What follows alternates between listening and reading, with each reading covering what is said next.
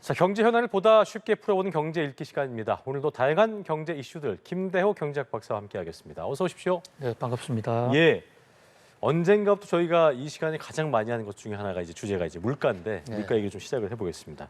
대표적인 서민 음식이죠. 식료품 물가의 바로미터를 꼽히는 이 종목인데 라면 이게 1년 사이에 13%가 넘게 올랐습니다. 정부 입장에서도 추경호 부총리가 라면 이거 뭐 밀가 가격 많이 내려갔으니까 그 회사 입장에서 좀 내려야 되지 않겠냐 뭐 이런 얘기를 했더라고요.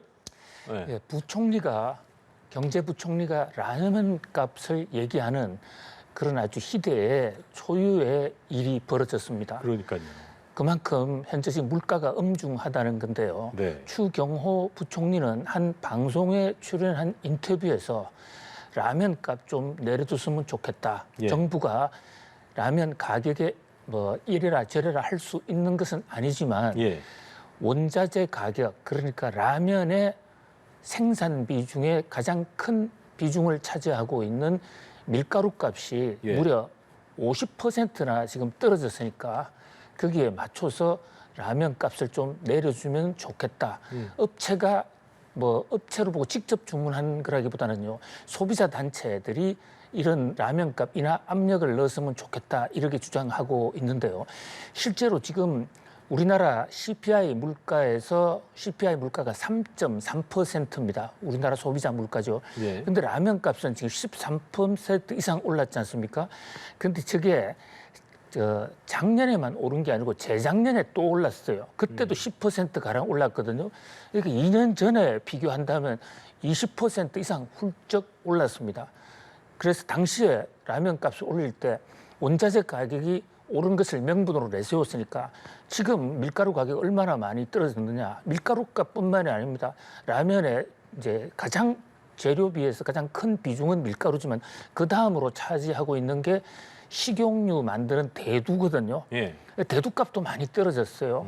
뭐 이런 것을 생각할 때 좀 물가를 내려줬으면 좋겠다. 예. 이런 어떤 당부, 뭐 간곡한 권유를 했다 이렇게 볼 수가 있겠습니다. 일단 보니까 업계 입장에서는 이제 부담이 될 수 있는 부분이겠고 경제부총리가 그런 얘기 했기 때문에 다각도로 검토는 해보겠지만 뭐 갑자기 이건 내린다. 이건 좀 어려운 상황의 입장을 보이고 있는 것 같은데 지금 방금 전에 박사님께서 얘기해 주신 대로 국제 밀 가격이 자 떨어졌는데 우리 그러잖아요. 밖에서 왜 에너지 국제 유가 떨어졌다고 그러는데 기름가 안 내려가면 좀 그렇고 또 밖에 올랐다고 그러면 또 반영되기 전인데도 바로 그 다음날 올라가고 이런 게 참 소비자 입장에서는 맞습니다. 굉장히 억울할 때가 많거든요. 네, 물가를 올릴 때는 재빠르게, 내릴 때는 천천히. 이게 뭐 이 기업들의 어떤 매출 전략의 기본 중에 기본이라고 할 수 있는데요. 그런 것 같아요. 라면 업계 입장에서는 나름대로 좀 억울하다 이런 얘기를 하고 있습니다. 왜냐하면 지금 밀가루 값이 크게 내린 것은 사실인데 라면을 만들기 위해서 밀가루를 매일매일 사오는 게 아니라 1년 전, 2년치를 미리 사오는데 재고가 있는 거죠. 미리 예, 사놓는. 그렇죠. 비싸게 사온 재고가 있기 때문에 맞아요. 그렇기 때문에 당장 내리기 어렵지 않느냐. 그다음에 두 번째는 밀가루를 직접 사오는 게 아니고요. 밀가루 회사, 제분 회사들이 이제 그 밀을 사다가 한국에서 밀가루로 다시 가공 생산을 하는데 제분 회사에 이 밀 가격이 안 내렸다. 네. 그러니까 라면 값만 내리면 좀 억울하다. 이런 주장을 하고 있고요. 오히려 전분, 녹말 가루라고 그러죠. 전분이라든지 또 설탕 이런 것은 가격이 오르지 않았느냐. 그보다 특히 물류비, 인건비 다 올랐는데 갑자기 라면 가격을 내리라고 그러면 라면 가격 인상을 전제로 영업 계획을 다 짜놨는데 좀 날벼락이다 이런 이제 좀 하소연을 하고 있는 상황입니다. 보면은 그럼 박사님께서 얘기하신 대로 미리 사놓은 게 이제 비싸게 사왔기 때문에 그게 다 이제 팔리고 싸게 사온 부분 그때부터 좀 내릴 수 있는 여지가 있는 거예요? 아니면은 뭐 쉽지 않은 거예요? 그런데요, 선물 거래를 하면 지금 예를 들어서 6개월 후, 10개월 후에 예를 들어서 밀가루 가격이 많이 떨어졌거든요. 그것을 10개월 후에 반영이 아니라 선물 자체를 지금 반영합니다. 그런 측면도 있기 때문에 그렇군요. 뭐 라면 업계에서 얘기하는 밀가루 가격이 아직 떨어지지 않았다. 이것은 좀 현실성이 좀 덜한 것 같고요. 자, 실제로요, 라면 업계가 이렇게 라면 값을 얼마나 올렸느냐. 국제 밀가루값보다도 더 올렸다는 지적을 받고 있는데 그것은 이제 재무지표 실적 결과에서 나타나죠. 예. 라면 값을 이렇게 올려놓은 이후에 어떤 현상이 벌어졌나. 라면 매출, 라면 정말 많이 팔렸습니다. 그다음에 많이 팔린 것을 넘어서서 영업이익, 이익이 많이 늘었거든요. 물론 생산성 향상을 통해서 정말 구조조정을 해서 이익이 늘어난 측면도 있겠지만 원가 상승분보다도 라면 가격을 더 올렸기 때문에 난 이득도 있거든요. 농심 라면의 경우에는요. 1분기 지금 실적 나온 거 보면 영업이익 증가율이 전년 동기 대비 80% 증가를 했습니다. 80% 증가하는 것은 매우 이례적이거든요. 뿐만 아닙니다. 오뚜기 또 삼양라면 이런 데도 영업 환경이 전반적으로 좋아졌습니다. 물론 정부가 직접 나서서 라면 값을 내려라 올려라 하는 것은 이것은 뭐 원칙에는 맞지 않는 얘기이긴 합니다만은 그러나 지금 물가가 워낙 엄중하고 그 물가에서 차지하는 이 가공식품 비중이 크기 때문에 물가 억제라는 고통의 분담 차원에서 좀 라면 업계가 솔선수범을 해줬으면 어떻겠느냐 하는 이런 바람이 있는 것이죠. 실제로 2010년에 예. 2010년도 지금 상황하고 경제가 비슷해요. 한참 금리를 올리다가 어느 정도 이제 스톱이 되면서 국제 원자재 가격이 떨어지기 시작했는데 그때도 라면 업계가 2010년에 라면 값을 무려 6.7% 내린 적이 있습니다. 내린 적이 있군요. 예, 2010년도예요. 뭐 그래서 지금 또 밀가루 가격이 떨어질 때 신속하게 내려야 나중에 올라갈 때도 라면 값을 올리는 명분을 명분이 있을 수 있죠. 그렇죠. 쌓을 수 있지 않겠습니까? 그런 면에서 좀 고통의 동참이라는데 좀 적극 나서 주는 게 어떤가 이런 생각을 해봅니다. 뭐 값을 못 내린다면 왜 5개 사면 한 개 더 주고 뭐 이런 거 있잖아요. 그런 이벤트 같은 거 통해서 좀 더 그렇게 할 수도 있는 거 아니겠습니까? 뭐 각자 회사마다 다르게 하겠습니다만. 예, 그렇습니다. 예. 어떤 뭐 그런 그렇게 것들은- 해도 예. 양을 더 주더라도 물가 지표는 그게 물가 하락분으로 잡힙니다. 그렇군요. 네. 알겠습니다. 자, 기업들의 노력을 좀 기대해 보겠고요. 그리고 그 박사님께서도 밖에 나갔을 때 음식 뭐 외식 많이 하시는 편인가요, 평소에? 저는 사실 외식할 시간을 잘 없으시죠? 못 냅니다. 그래서 어. 들고 다니면서 핸드 캐리하는 음식을 먹는 경우가 많습니다. 그러시군요. 예. 이게 보니까 서민들이 즐겨 먹는 외식 중에 최근 뭐 라면은 10몇 프로였습니다만 최근 5년 동안 이게 40% 넘게 오른 게 있대요. 그러니까 10,000원짜리 식비 한 장 가지고 가서 먹을 수 있는 게 김밥도 그렇고 뭐 짜장면, 칼국수, 김치찌개, 백반 뭐 여러 것들이 있는데 이 상황에서 가장 높이 올라간 게 어떤 건지 좀 먼저 좀 짚어보죠. 예, 현재 그 소비자 원 물가 정보를 와 소비자의 이익을 다루는 뭐 정부 산하 기관으로 볼 수가 있는데요.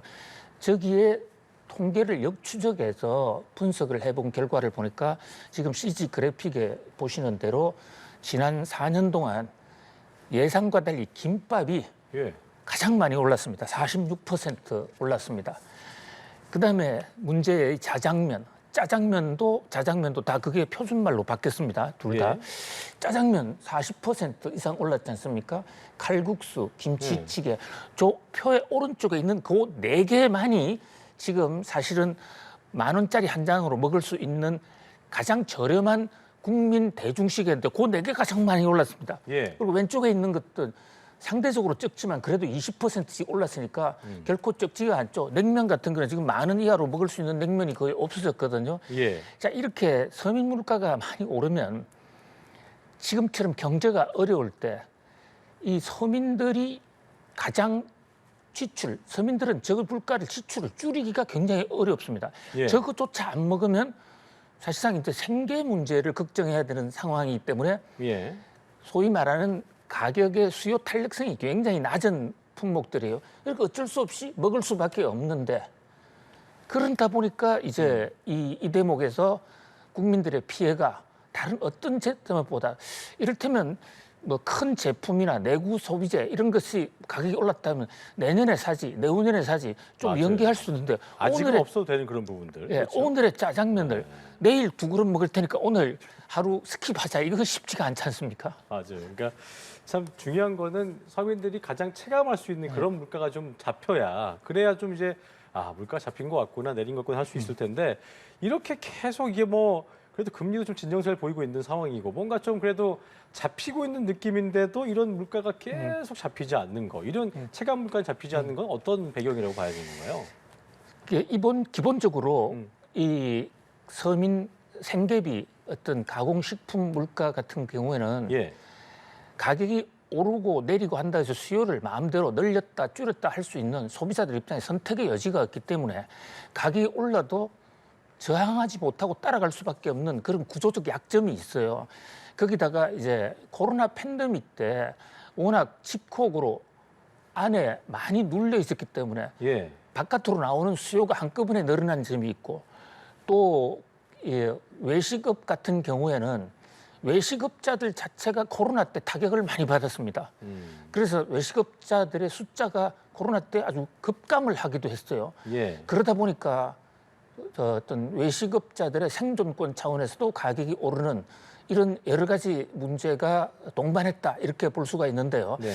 뭐 그런 면에서 뭐 정부에서도 요즘 노력을 하고 있습니다만은 가공식품이 오르지 않도록 좀 탄력 관세 같은 거를 긴밀하게 적용을 해서 원가가 올라가는 부분들을 좀 근원적으로 해결해 주면서 그래서 자영업자와 국민 소비자들 같이 좀 부담을 들어주는 뭐 그런 좀 지혜도 필요한 것으로 보입니다. 예. 자, 그리고 이런 상황에서 정부가 이제 경제 정책의 무게 중심을 놓는 부분에 있어서 물가 안정보다는 경기 대응으로 바뀔 수 있다는 전망이 나오고 있는데 사실 지금 계속 얘기했던 게 물가가 좀 잡히긴 했습니다만 아직도 체감 물가 높은 부분들이 많기 때문에 이게 인플레이션 경계점을 좀 아직 뭐 늦추기는 어렵습니다만 3% 초반까지 떨어졌기 때문에 뭐 이런 자신감의 어떤 발로가 아니겠냐는 얘기 나오고 있습니다만 시기상조란 뭐 우려도 있거든요. 목사님 보실 때는 이 정책의 기조의 변화가 예상되는 부분들 어떻게 좀 예상하시는지?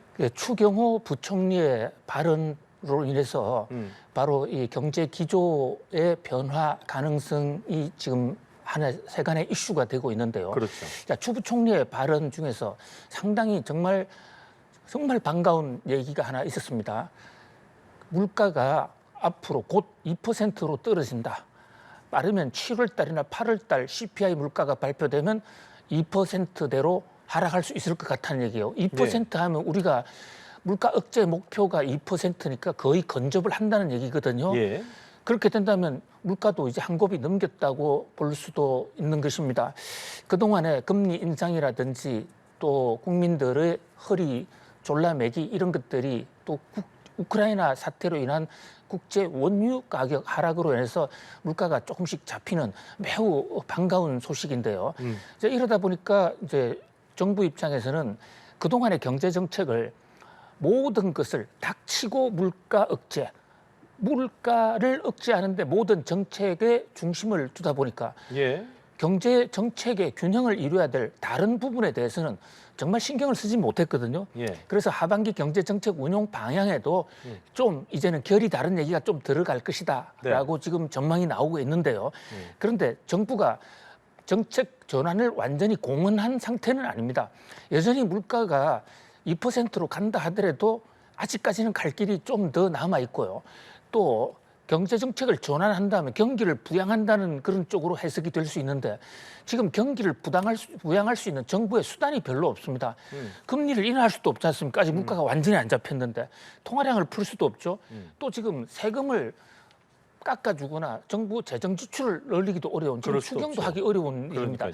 그래서 지금 정부는 그렇다고 해서 손 놓고 있을 수는 없다. 이래서 구조개혁 이를테면 지금 하반기에 우리 경제에 몇 가지 좀 과제들이 있습니다. 어허. PF 대출이라든지 네네네. 그다음에 또 지금 역전세 문제, 그다음에 수출 감소 이런 부분에 대해서는 물가와는 무관하게 좀 공격적으로 어떤 이 애로 타결 또는 우리 경제의 역량 강화 쪽에 비중을 맞추겠다. 근본적인 통화량 증가로는 또는 어떤 재정 지출을 위한 네네. 어떤 공격적인 어떤 유동성 살포 정책은 아닌 것으로 그렇게 분석을 해 볼 수 있겠습니다. 알겠습니다. 여기까지 경제학기 김대호 경제학 박사와 함께했습니다. 오늘 말씀 고맙습니다. 고맙습니다.